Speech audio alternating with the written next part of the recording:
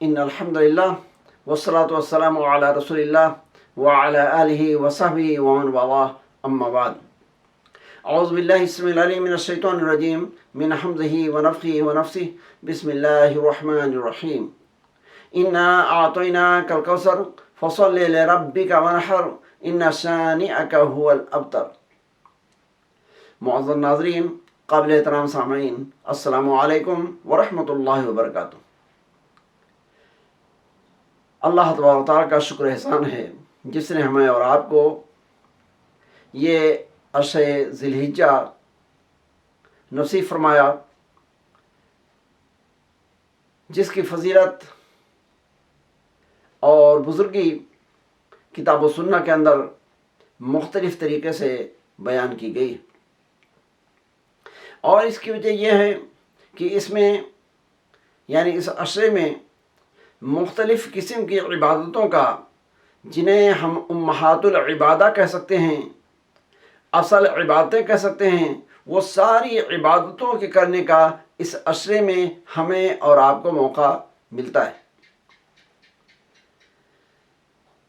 اور ان عبادتوں میں اس عشرے سے متعلق جو بہت خاص عبادت ہے وہ قربانی کی عبادت ہے، جس کا اللہ تبارک و تعالیٰ نے اس سورہ کے اندر، سورہ کوثر کے اندر بھی ذکر کیا۔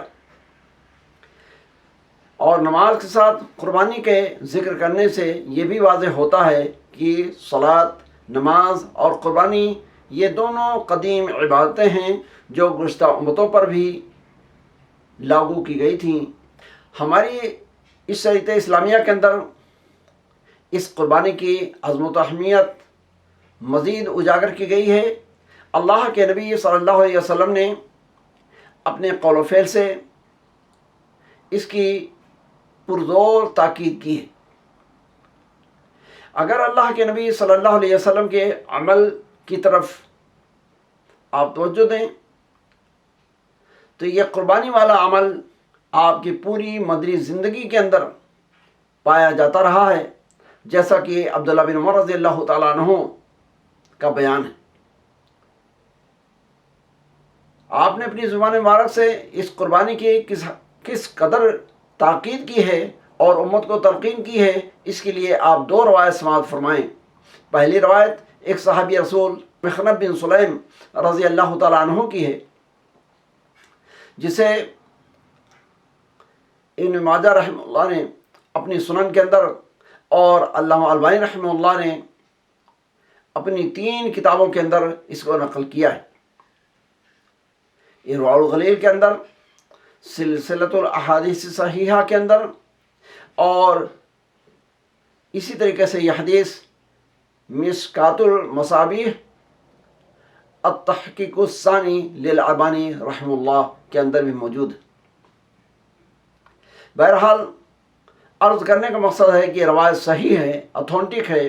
روایت اس طریقے سے ہے، مخنب بن سلیم رضی اللہ تعالیٰ عنہ کہتے ہیں کہ ہم صحابہ میدان عرفہ میں اللہ کے نبی صلی اللہ علیہ وسلم کے پاس کھڑے تھے کہ آپ صلی اللہ علیہ وسلم نے ارشاد فرمایا، یا ایھا الناس ان علی کل اہل بیت فی کل عام اضحیہ، کہ لوگوں یاد رکھو کہ ہر سال ہر گھر والے کے ذمے قربانی کرنا ہے۔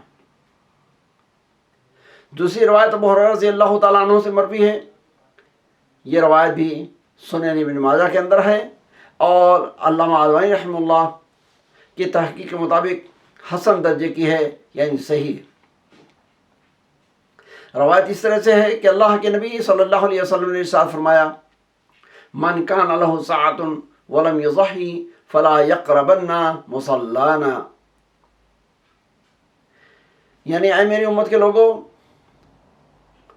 تم میں سے جس شخص کو بھی قربانی کرنے کی طاقت ہو اور طاقت رکھنے کے باوجود بھی وہ قربانی نہ کرے تو اس کو چاہیے کہ میری عیدگاہ کے قریب بھی نہ آئے۔ ان دونوں روایتوں میں آپ غور کریں گے تو یہ بات آپ پر واضح ہو جائے گی کہ اللہ کے نبی صلی اللہ علیہ وسلم نے قربانی کرنے کی انتہائی درجے پر تاکید کیا ہے۔ اس لیے ہم میں سے جس کو بھی اللہ تبارک و تعالیٰ توفیق دے یہ قربانی ضرور انجام دینی چاہیے۔ اس کی تاکید ہی کے پیش نظر جمہور علماء دین نے اس کو سنت موقدہ قرار دیا ہے۔ اس لیے کتاب و سنت کی اس تلقین اور تاکید کے پیش نظر ہمیں کوشش کرنی چاہیے کہ ہم اپنی طرف سے قربانی کریں، اپنوں کی طرف سے قربانی کریں، اور اس سنت مبارکہ کی انجام دہی میں کسی قسم کی سستی یا غفلت نہ برتیں۔ ہم اللہ تبارک و تعالیٰ سے دعا کرتے ہیں کہ پروردگار عالم کہنے والے کو بھی، سننے والوں اور بھائیوں کو بھی قربانی کی اس مناسبت سے جانور کے قربانی پیش کرنے کی توفیق عطا فرمائے، اور ہماری اس عبادت کو درجہ قبولیت عطا فرمائے۔